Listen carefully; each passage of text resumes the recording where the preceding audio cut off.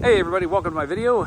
As promised in other videos, I said that I was going to do a walk around of these two trailers and compare them.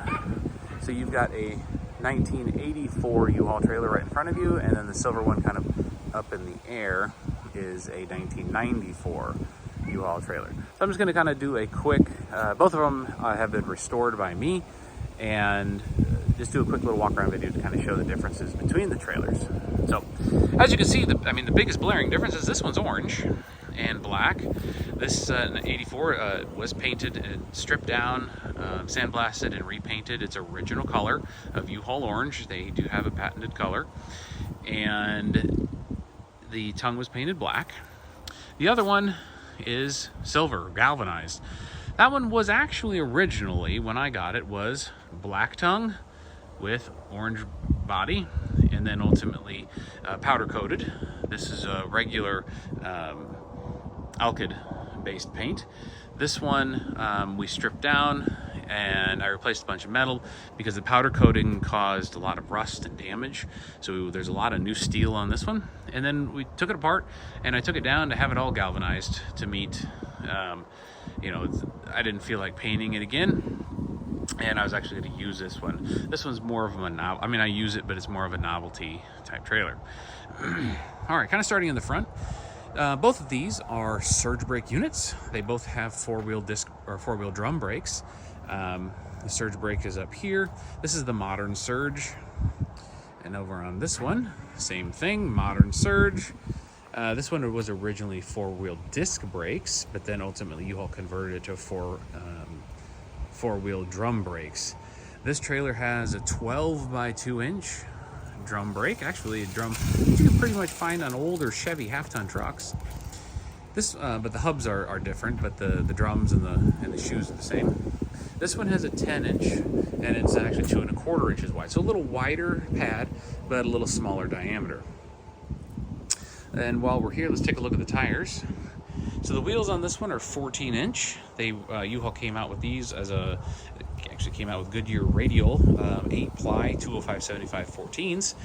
These, while they are currently radials, there's my buddy Jax. Hey Jax. These were originally bias ply on a 15 inch, so they were a 670/15 6-ply bias. And U-Haul came out with the 8 plies on the 14 inch. Now U-Haul is trying to get to their entire fleet to the 14 inch 8 plies. They're working on it. And most of everything is on the 15 inch is gone out of the fleet now. So they got rid of those in the early 90s. They started adding the 14 inches on there. The axles, this has an 1 3/4 by 1 3/4 solid steel axle, 4 inch drop on it, where this one, I believe, is a 4 inch round or 3 inch round axle tube. This is the first trailer that they had the round axle in, as you can kind of see. This one would be the axle, and then that one there would be an axle as well. These, if you kind of get a little closer, you can see the axle sits on top of the springs. They have 2 inch wide, 6-leaf springs with 2 U-bolts each that hold them on. It's the same thing over here, 2 inch wide, 6-leaf springs. They have about the same capacity, about 7,000 pounds total. These are 3,500 pound axles. The trailers themselves are very similar in size. In weight, and this is 2,000 pounds. This is about 2,200 pounds. They have the same dimensions. They are 144 inches long. So if you start at this point right here, work your way back, 144 inches, so 12 feet. This one has the bed, it's 12 feet. Now, notice I've got just black rubber horse stall mats in here. The floor is solid corrugated steel. So another big difference is this trailer. The center of the trailer is enclosed. So this trailer was highly likely used for things other than vehicles. U-Haul wanted it for vehicle use, but ultimately, customers probably had different plans for it. As you can tell, this one is open in the center. It's very specifically designed for, vehicles only. This one is a little bit wider. It's 75 inches. This one's floor is about 72 inches wide. So 3 inches width difference. This one here is U-Haul's only trailer that tilted. So these things here, you had an ear here and an ear there with a little jack that you twisted. The jack actually came from a Toyota Land Cruiser of 1984, I believe, 83. And then it just lifted up. The back lifted, the back fell to the ground. It was designed to touch the ground. It sits so low to the ground comparison-wise. And then this heavy deck would fall down. You got chains, but again, heavy deck, it would, go to the ground, and then you could, winch the vehicle up. That was the intent, not to drive the vehicle. The intent was to winch the vehicle. There's a winch on the front of the trailer there. You all looked at a car as like a box or a package. It wasn't to be driven on a trailer. Now this one, exactly the opposite. This one has ramps that extend out close to 65 to 66 inches or so. And then, so that way you get your approach angle in without scraping the bottom of the car on the top here. This one, because the ramp is so short, you had to have a steeper, approach angle. So that's why you had to raise the lift of the front of the trailer, or else that the angle of that ramp was too steep for someone to get a car up. That would just crush the front of the vehicle before they could get it up. Look at the safety features as you get the vehicle up here. So bring the vehicle up. Unfortunately, I don't have them. I do have them, but they're in the other room.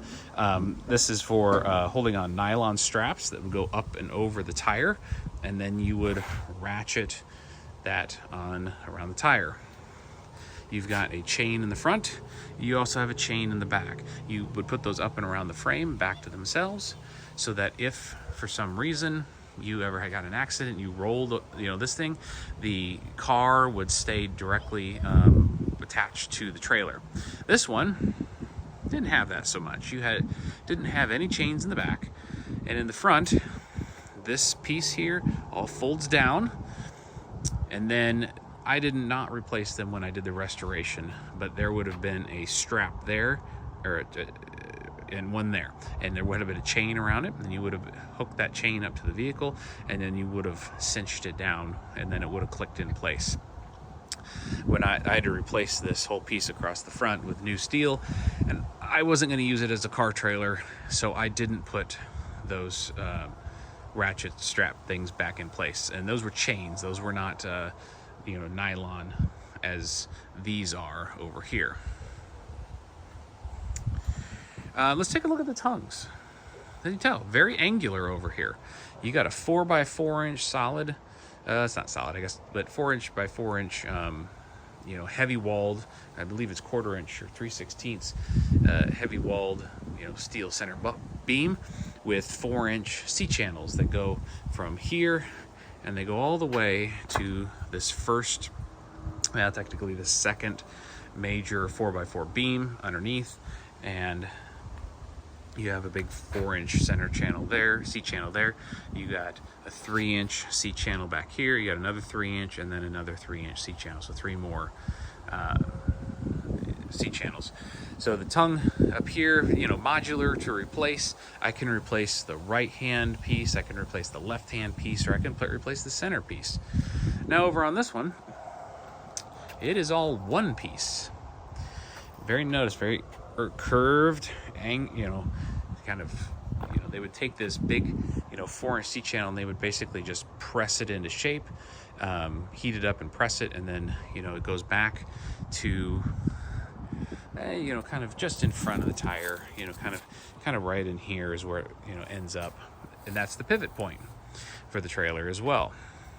So all one piece. So if I have something go wrong with this tongue, somebody jackknifes it and bends it, it breaks, something like that, I have to replace the entire thing instead of just one piece or two pieces like that one is. So definitely a better design over on the newer trailer versus the older trailer.